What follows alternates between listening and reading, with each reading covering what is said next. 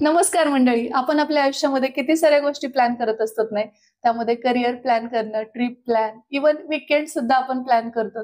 परंतु त्याबरोबरीनेच महत्त्वाचं आहे ते म्हणजे फॅमिली प्लॅनिंग करणं. खरं सांगायचं तर हे थोडंसं गोंधळात टाकणारं असू शकतं. आज मी तुम्हाला तेच समजावून सांगणार आहे की आपल्या निर्णयावर सुरक्षितपणे नियंत्रण ठेवण्याचा एक विश्वासार्ह मार्ग. ही आहे अनवॉन्टेड 21 डेज एक ओरल कॉन्ट्रासेप्टिव्ह टॅबलेट, जी महिलांना त्यांची प्रेग्नन्सी सेफली आणि इफेक्टिव्हली प्लॅन करायला मदत करते. तर मग कोण घेऊ शकतं ही टॅबलेट असाही प्रश्न येतोच. तर ज्या महिला पहिल्या आणि दुसऱ्या बाळामध्ये एक विशिष्ट गॅप ठेवू इच्छितात त्याही घेऊ शकतात, आणि दुसरं म्हणजे अनवॉन्टेड प्रेग्नन्सी टाळण्यासाठी सुद्धा तुम्ही या टॅबलेट घेऊ शकता. कदाचित तुमच्या मनात प्रश्न येईल की ही टॅबलेट नेमकी काम कशी करते. तर बघा, अनवॉन्टेड 21 डेज दोन प्रकारे काम करते. ती ओव्ह्युलेशन थांबवते, म्हणजेच एग तयार होऊ देत नाही, आणि ती सर्व्हायकल म्युकस जाड करते, ज्यामुळे स्पर्म एग्स पर्यंत पोहोचत नाही. थोडक्यात सांगायचं तर अनवॉन्टेड प्रेग्नन्सी टाळण्यासाठीची ही एक सोपी आणि शास्त्रीय पद्धत आहे. बरेच जण विचारतात की हे सेफ आहे का? तर हो,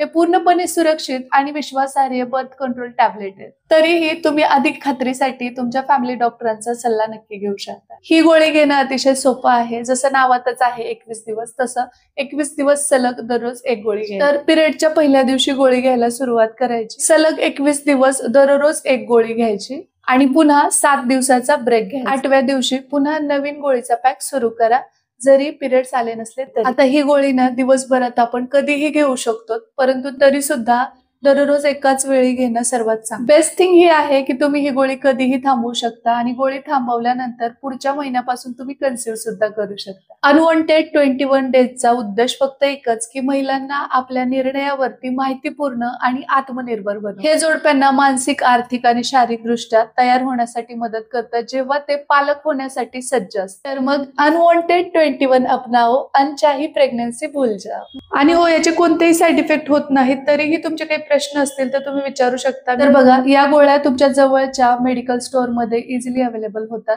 पण काही जणांना अवघडल्यासारखं वाटू शकतं, तर तुम्ही सिम्पली डिस्क्रिप्शन बॉक्समध्ये जी लिंक दिलेली आहे त्याच्यावरती जाऊन ह्या गोळ्या ऑनलाईन सुद्धा परचेस करू शकता. सो तरीही एकदा डॉक्टरांचा सल्ला घ्या. हा व्हिडिओ जर तुम्हाला इन्फॉर्मेटिव्ह वाटला असेल तर व्हिडिओला लाईक नक्की करा. चॅनलवर नवीन असाल तर सबस्क्राईब करा आणि बेल आयकॉनवर पण हिट करा, म्हणजे माझ्या नवीन व्हिडिओचे नोटिफिकेशन सगळ्यात अगोदर तुम्हाला मिळते. तर चला, भेटूया आपण लवकरच उद्याच्याच नवीन ब्लॉग सोबत. तोपर्यंत जय हिंद, जय महाराष्ट्र.